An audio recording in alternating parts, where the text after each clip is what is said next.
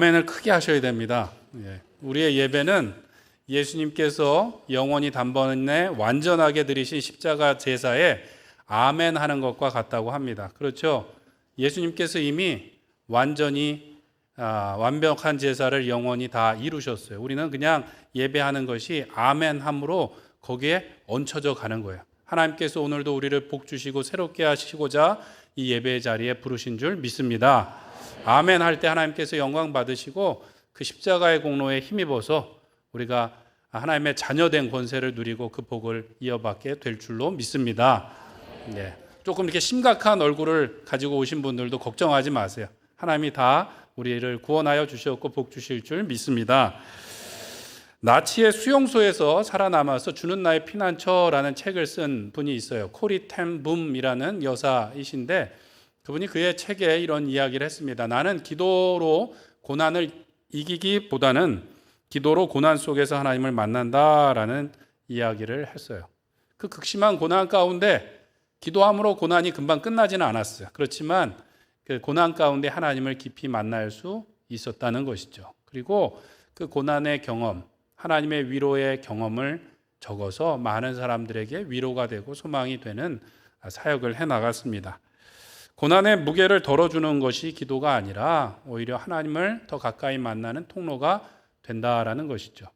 오늘 우리가 읽은 고린도후서 1장에서 바로 그 내용을 담고 있습니다. 사도 바울은 이 편지를 통해서 자신이 당한 깊은 고난의 경험과 그 가운데 받은 하나님의 위로를 고백하고 있어요. 그 이유는 무엇인가? 고린도 교회가 하나님의 위로를 받고 든든히 세워져 가기를 바란 것이죠. 그리고 하나님의 교회인 고린도 교회도 세상 가운데 위로가 되기를 바라는 마음에서 권면한 것입니다. 그런데 고린도 교회는 사실 어렵지는 않았어요. 모든 것이 다 풍족한 교회였습니다. 고린도라는 도시 자체가 무역의 중심지고 철학의 중심지고 종교의 중심지였어요. 고린도 교회도 성도도 많고 은사도 많고 물질도 많고 모든 것이 다 풍성했어요. 또 뭐도 많았을까요? 가지가 많으면 바람 잦을 날 없다고 문제도 많았죠. 외적인 박해와 고난이 있었던 것이 아니라 내부적인 어려움이 있었습니다. 고린도전서 1장을 시작하면서 바울이 무슨 이야기를 하는가 하면 그들 가운데 분쟁이 있었던 것에 대해서 지적을 하는데 너희 가운데 나는 아볼로에게 나는 게바에게 나는 바울에게 나는 예수님께 속했다라고 당을 지어 싸우는 일이 있다는 것이 어떻게 된 것이냐라고 지적을 하는 것이죠. 그러면서 바울이 사도가 맞냐라고 이야기하는 사람도 있고 교회 안에 이러한 분쟁이든 다른 분쟁이든 있었는데 그것을 사회법정으로까지 가져가는 사람들이 있었어요. 얼마나 교회 분위기가 험악했겠습니까? 그런데 그것뿐만이 아니라 교회 안에 심각한 도덕적인 타락이 있었어요. 계모와 동침하는 일로 인해서 세상 가운데도 이런 일이 없는데 어떻게 교회 안에 이런 일이 있을 수 있느냐라고 책망을 하고 은사를 자랑하며 예배를 방해할 정도로 사람들이 자기를 주장하고 있었습니다. 그러니까 교회 가는 게 즐거웠을까요? 마음이 무거웠을까요? 어떻게 그렇게 잘하십니까? 교회 가는 게 그렇게 마음이 편하지는 못했던 것 같아요. 바깥에서 문제가 있으면 교회 가서 위로를 얻는데 교회 가운데 문제가 있으면 사실 마음 둘 곳이 없지 않겠습니까? 고린도 교회 상황이 아마 그랬던 것으로 보여요. 그래서 바울이 자신의 고난 이야기를 꺼내게 됩니다. 아시아에서 겪은 극심한 환난, 살 소망이 끊어지고 내가 사형 선고를 받은 것 같은 그 순간이 있었습니다라는 이야기를 하는 것이죠. 아마도 그것은 사도행전 19장에 나왔던 에베소에서 사역할 때 폭동이 일어나서 거의 죽을 뻔했었던 일을 언급하는 것으로 보여집니다. 이전에도 많은 위협들이 있었고 돌팔매질을 당하고 죽음의 위협이 있었지만 이번에는 도시 전체가 막 폭동이 일어서 그들을 이 전도팀을 코너에 몰고 위대한 신 아데미오를 외치면서 도무지 통제할 수 없는 상황 가운데 있었어요. 수많은 어려움을 겪었지만 바울도 어쩌면 그 가운데 이제는 마지막인가 보다라는 생각을 했었던 것 같습니다. 그런데 그 절망 중에서 바울이 어떻게 했는가? 하나님께서 자기를 의지하지 않고 죽은 자를 살리신 하나님을 의지하도록 만드셨다라고 이야기를 해요. 내가 아니라 부활의 예수님을 더 굳게 붙잡도록 해주셨습니다. 그 하나님께서 나에게 위로를 주셨고 구원을 주셨습니다. 내가 고난당한 것 결코 우연이 아니고 여러분들을 위로하기 위해서 내가 고난을 당했을 뿐만 아니라 하나님의 위로로 충만케 된 것입니다. 여러분도 무엇을 바라보십시오? 하나님의 위로를 바라보십시오. 그리고 다른 것을 의지하지 말고 오직 하나님만을 의지하십시오라는 이야기를 하게 된 것이죠. 이런 이야기를 하는 것은 떨어져 있었지만 그들이 한 몸이기 때문에 그렇습니다. 고린도전서 12장 26절에 보면 만일 한 지체가 고통을 받으면 모든 지체도 함께 고통을 받고 한 지체가 영광을 얻으면 모든 지체도 함께 즐거워하느니라고 말씀하셨어요. 비록 떨어져 있고 그들이 고린도 교회가 어려움을 당하고 있을 때 바울도 마음이 아팠어요. 바울이 고난당하고 있을 때 고린도 교회도 걱정하며 기도했겠죠. 그런데 바울이 얻은 그 위로가 이제는 한 몸 된 고린도 교회도 위로가 되고 힘이 되기를 바라는 마음으로 권면하고 있는 것입니다. 특별히 바울은 그 고난 가운데 자기를 의지하는 것이 아니라 죽은 자를 살리시는 하나님, 부활의 하나님을 바라볼 것에 대해서 권면하고 있는 것이죠. 바울은 자신이 고난을 통해서 하나님의 위로가 얼마나 크고 놀라운지를 경험했고 그것이 고린도 교회에 있기를 바라고 고린도 교회가 그 위로를 통하여서 그 혼란스럽고 어려운 그 고린도 땅에 하나님의 위로가 되기를 바라는 마음으로 지금 이 권면을 하고 있는 것입니다. 때문에 고난 중에 기도는 고통을 피하는 방법이 아니라 하나님께 돌아가는 길이며 위로의 하나님을 경험하는 자리가 되는 줄 믿습니다. 바울도 기도했고 고린도 교회를 위해서 기도하고 있는 것이죠. 어쩌면 오늘날 우리 한국교회 상황이 고린도 교회와 비슷한 것 같아요. 외적인 고난이나 핍박이 있는 것은 아니지 않습니까? 물론 우리나라 바로 위에 북한에서는 신앙을 갖는 것 자체가 목숨을 거는 행동이지만 우리는 그렇지 않아요. 오히려 모든 것이 다 풍족함의 문제가 된다라고 할 수 있겠습니다. 예전보다 먹고 살기 어려운가요? 아니면 그래도 먹고 살만한가요? 대답을 안 하시네. 예전에 안 살아보셨어요? 예전보다 먹고 살기 분명히 더 좋아졌음에도 불구하고 우리는 예배할 시간이 없다고 이야기하고 기도할 시간이 없다고 이야기합니다. 그러면서 뭐 옛날 추억은 잘 말해요. 그게 언제적인지는 모르겠는데 옛날에 그때 우리는 뜨거웠었노라고 이야기를 하는데 지금은 왜 안 뜨거우신 겁니까? 무엇이 없어서인가요? 그렇지 않죠. 너무 많아서 문제입니다. 물리적으로 마음으로도 우리는 교회에서 멀고 또 우리의 마음 자세도 사실 예전처럼 뜨겁지 않을 뿐만 아니라 그렇게 신실하게 정확하게 말씀을 따라 살려고 하지 않아요. 왜요? 그러지 않아도 살만하니까. 적당히 살아도 살 수 있으니까 우리가 애매하게 거리를 유지합니다. 거룩하려고 하는 것이 아니라 거리를 유지하려고 살아갈 때가 있어요. 윤리적으로 도덕적으로도 사실 세상 사람들에게 그렇게 본이 되지 못하는 일들이 신문과 뉴스에 나올 때가 있어요. 그래서 우리는 신천지나 통일교나 이단입니다. 조심하십시오. 그러면 세상 사람들이 뭐라 그럽니까? 그들과 당신들이 다른 게 뭐가 있습니까? 라고 이야기를 하죠. 똑같이 싸우고 똑같이 물질에 탐을 내는 것 같은데 무엇이 다릅니까? 라는 이야기를 들을 때가 있어요. 그런데 예전에 기독교가 우리나라에 처음 들어왔을 때는 그렇지 않았습니다. 정말로 말씀을 따라 열심히 살았어요. 우리의 신앙의 선배들이. 어느 정도인가 하면 1904년에 부흥운동이 있기 전에부터도 기독교인들이 많은 마을에는 마을의 관리가 부임을 하려고 하지 않았어요. 그 동네는 기독교인이 많다고 합니다. 나는 그곳에 가기 싫습니다라고 다시 편지를 쓸 정도였어요. 왜 그렇습니까? 기독교인들이 골치 아파서가 아니에요. 그들은 정직하고 성실하기 때문에 뇌물을 받을 수가 없기 때문에 그곳에 가기를 싫어했다라는 것이죠. 우리의 마음은 변해 있습니다. 또 복음을 듣고 우리는 기뻐해야 되는데 사실 그렇게 기쁘게 살지 못해요. 세계적으로 행복지수를 측정했는데 우리나라 행복지수는 10점 중에 6.06점이라고 합니다. 세계 평균은 5.56점이래요. 세계 순위로 따지면 57등 정도로 행복하다고 합니다. 57등 하시는 거예요. 중간보다 좀 낮은 등수입니다. 그런데 사실 경제적인 규모로 보면 우리가 세계 10등인데 행복 지수로는 몇 등이라고요? 57등. 반에서 중간 밑에를 하고 있는 거예요. 왜 그럴까요? 더 잘 살고 있는데, 더 많은 것을 가졌는데 행복하지 못하다고 생각하고 있는 거예요. 그래서 성인 중에 11%, 10명 중에 1명은 우울증을 경험한 일이 있다고 합니다. 분명히 더 잘 배우고 더 잘 살게 되었는데 마음은 더 아프고 잘 살지 못하고 있어요.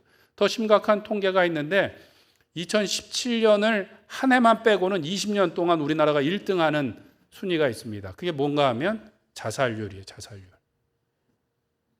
우리는 분명히 급격하게 잘 살게 됐는데 마음이 아프고 또 못 살겠다고 삶을 포기하는 사람들이 많아지고 있다는 것이죠. 개인만 그런 것이 아니라 가정도 그렇습니다.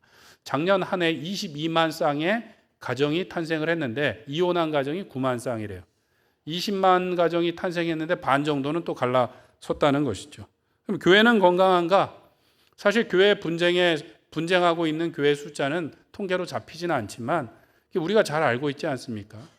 우리 교회는 건강하지만 다른 교회들은 또 어려움이 많다라는 이야기를 우리가 들을 때가 많이 있어요. 오히려 주위에 크고 작은 어려움을 겪는 교회들이 있고 평안한 교회를 찾기가 어려운 시대에 있습니다.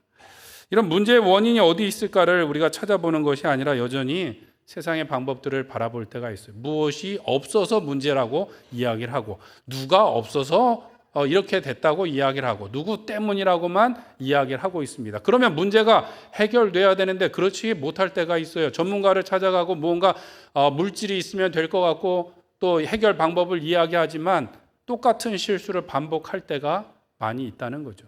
여전히 교회에 와서 마음이 편하지 않고 교회들마다 어려움을 겪는 일들이 있어요. 그것은 마치 그런 것 같습니다. 너무 많이 먹어서 뭔가 문제가 생겼는데 홈쇼핑을 보다 보면 또 뭔가를 먹으면 살이 빠진다고 건강해진다고 이야기하는 거예요. 오늘날 한국 교회 상황이 그렇죠. 너무 많아서 문제인데 뭔가 더 가져야 문제가 해결될 거라고 이야기합니다. 그런가요? 그렇지 않은가요? 우리가 가지고 있는 것들 내려놓고 예수님만 바라봐야지 이 문제가 해결될 줄로 믿습니다. 왜 그렇습니까?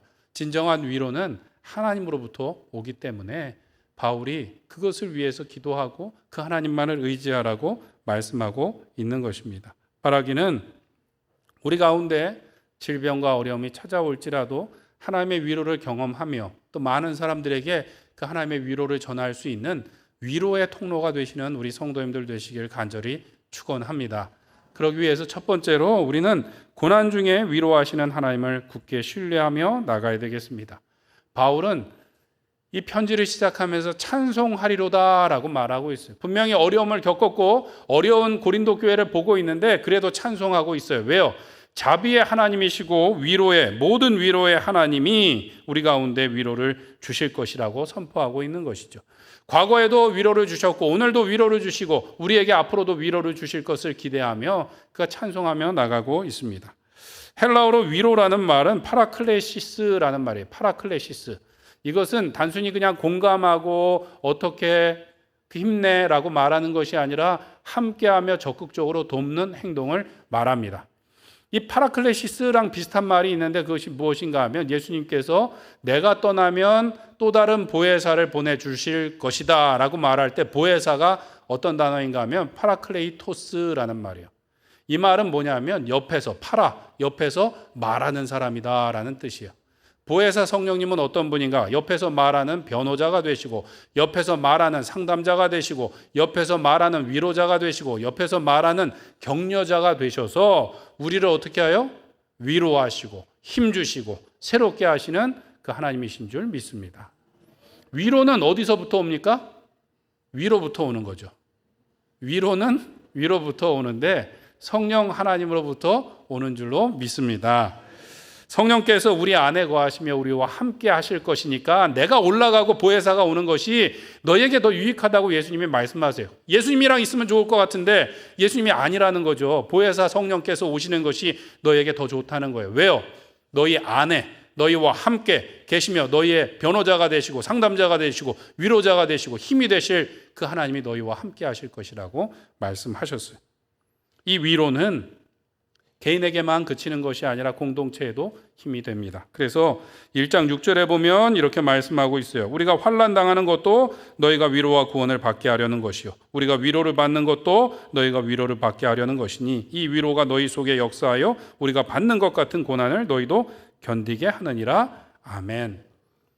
비록 우리가 고난을 당하고 위로를 당했지만 이것이 고린도 교회에도 도움이 되는 것입니다 라고 이야기를 하고 있는 거예요. 개인에게 주신 위로가 공동체의 위로가 되고, 고린도 교회를 통하여 또 누가 위로를 받을까요? 고린도 지역에 있는 많은 사람들이 위로를 얻고 하나님의 은혜를 입게 될 것이기 때문에 걱정하지 말라고 이야기하고 있는 것이죠.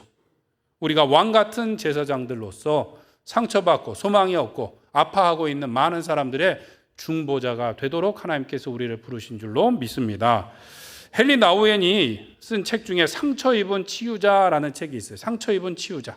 우리가 어떤 사람인가? 상처 입은 치유자라는 것이죠. 우리도 이 땅을 살아가면서 상처를 받고 어려움을 당했지만 이미 우리는 위로를 받고 치유를 받았다라는 거예요. 그래서 가서 치유하는 사람이 되어야 된다라고 말하고 있습니다. 그 책에서 현대인들은 외롭고 소외되었는데 절망한 이 상태를 뭐라 그러냐면 핵인간이라고 말합니다. 뉴클리어 맨이라고 말해요. 그렇게 말했던 이유가 아마도 그런 것 같아요. 핵이라는 것이 인간이 막 굉장히 과학을 발전해갖고 만들어냈는데 이게 사람을 지켜준다기보다는 어떻게 해요? 핵폭탄과 같이 사람을 파괴한다라는 것을 깨닫고 절망에 있는 상태가 현대인이라는 거예요. 그래서 이제 모든 것들을 포기하고 자기 안으로 더 들어오고 아버지 세대의 모든 가치와 권위를 부정하고 불안하고 강박한 상태에서 소외되어 있는 존재가 누군가? 현대인, 핵인간이라고 칭하게 됩니다. 그래서 이 헨리 나우엔은 이들을 도와야 되는데 어떻게 해야 되는가? 우리가 먼저 하나님을 바라고 하나님께 치유함을 받아야 된다는 것이죠. 그리고 우리가 그들을 도와야 된다는 거예요. 어디 소망이 없다고요? 현대 과학에 소망이 없다고. 핵을 개발하고 막 우주에 막 로켓을 쏘고 그래도 거기 소망이 없다는 걸 깨닫고 실망하고 있는 사람들에게 누구를 전해줘야 되는 거예요? 예수님을 전해줘야 된다라는 이야기를 하고 있는 거예요. 그러기 위해서 두 가지를 이야기합니다. 첫 번째로는 말씀에 더 우리는 창념해야 되고, 더 중요한 게 있는데 기도의 사람이 되어야 된다라고 말합니다. 기도의 사람. 왜 기도의 사람이 되어야 됩니까? 위로는 우리에게 있는 것이 아니라 위로부터 와야 되니까, 하나님께로부터 와야 되기 때문에 우리가 기도의 사람이 되어야 된다라고 말합니다. 바울이 오늘 기도한다고 말하지 않아요? 기도할 때 성령 하나님께서 우리 가운데 치유하시고 위로하시고 새롭게 하시고 새 힘을 주시고 우리를 통하여 또 누군가 고난당하고 있는 사람에게 위로가 되게 하신다라고 말씀하고 있습니다. 기도는 영혼의 호흡이라고 하는데 우리가 잘하지 못해요. 왜요? 마치 우리가 지금도 옛날처럼 그렇게 열심히 하지 않아도 살만한 것처럼, 옛날처럼 그렇게 열심히 기도하지 않아도 옛날보다 더 잘 사는 것 같거든요. 그냥 사라지는 것 같거든요. 그래서 기도하지 않고 내가 봉사할 수 있는 것처럼, 기도하지 않고 내가 신앙생활 할 수 있는 것처럼 착각하는데 그렇지 않습니다. 하나님께서 우리에게 힘과 능력과 은혜를 주셔야만 감당할 수 있어요. 기도하지 않으니까 조금 하다가 힘이 빠져서 시험 든다라고 말하고, 기도하지 않고 하니까 나는 잘하려고 했다 그러면서 서로 어떻게 해요? 상처를 주기도 하고 상처를 받기도 하고 싸움을 하기도 하고 그런 일이 발생하는 거죠. 진정한 위로는 하나님으로부터 와야 되고 성령 하나님을 통하여 우리 가운데 임하는 줄로 믿습니다. 누가복음 2장에 보면 재밌는 말씀이 나와요. 예루살렘에 시므온이라는 사람이 있었는데 이 사람은 의롭고 경건하여 무엇을 기다리는 자인가? 이스라엘의 위로를 기다리는 사람이었대요. 이스라엘의 위로를 기다렸대요. 하나님의 백성의 위로를 기다렸는데 그는 어떤 사람인가? 성령 충만한 사람이었다. 이 시므온은 메시아를 보기 전에는 그가 죽지 않을 것이라는 말씀을 들었어요. 그래서 그가 뭐 했을까요? 날마다 성전에 와서 예배하고 기도했죠. 그러다 어느 날 드디어 누구를 만났습니까? 아기 예수님을 만나게 되었죠. 또 그 자리엔 또 누가 있었는가? 선지자 안나도 있었습니다.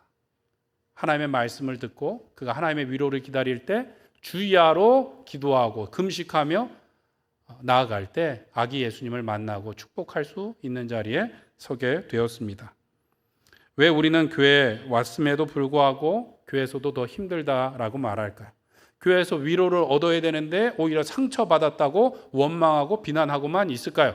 기도하지 않았기 때문에 그렇습니다. 기도하지 않고 내 열심과 내 생각과 내 방법으로 하려고 하다 보니까 내가 시험에 들었고 다른 사람을 시험에 들게 하고 다른 사람에게 상처를 주기도 하고 상처를 받기도 하는 것이죠. 기도할 때 하나님께서 우리에게 누군가를 사랑하고 섬길 수 있는 마음과 능력도 허락하여 주실 줄 믿습니다. 혹시 삶에 여러 가지 어려움을 당하시고 또 교회에서도 내가 상처받았던 것 때문에 어렵다고 생각하신다면 오늘 사도 바울의 권면을 듣고 기도하며 나아갈 수 있는 우리 성도님들 되시길 간절히 축원합니다. 병원에 왔는데 치료 안 받겠다고 떼를 쓰고 나는 아프다라고 말하는 것과 같아요. 병원에 왔으면 누구에게 아픈 것을 이야기해야 돼요? 의사 선생님께 이야기해야 되고, 교회에 왔으면 하나님께 우리가 아픈 것을 이야기하고 치료함 받아야지. 교회 와서 계속 아프다고만 나는 누구 때문에 아프다고만 이야기해서는 병원에 올 필요가 뭐가 있겠습니까? 교회 오셨으면, 상처받았으면, 어려움이 있으면 함께 기도함으로 하나님의 위로를 경험하고 누군가를 위로하며 치유할 수 있는 왕 같은 제사장으로서의 삶을 살아가시는 우리 성도님들 되시길 간절히 축원드립니다. 두 번째로, 오직 고난 중에 하나님만을 의지하며 기도하시기를 축원합니다. 바울은 구체적으로 자신이 아시아에서 심각한 고난을 당했는데 살 소망이 끊어졌고 사형 선고를 받은 줄로 알았다라고 말합니다. 그렇지만 그 극심한 고난 가운데 무엇을 깨달았는가? 하나님이 나를 의지하는 것이 아니라 오직 죽은 자를 살리신 부활의 하나님만을 의지하도록 만드신다는 것을 깨달았어요. 그러니까 고난이라는 것이 우리에게 유익하다라는 것을 깨달은 것이죠. 그리고 고난 가운데 하나님께서 우리 가운데 역사하신다라는 것을 깨달았습니다. 9절에 보니까 이는 우리로 자기를 의지하지 말고래요. 의지하지 말고 오직 죽은 자를 다시 살리시는 하나님만을 의지하게 하려 함이라고 말씀하고 있어요. 하나님을 의지하는 것이 어렵습니까? 쉽습니까?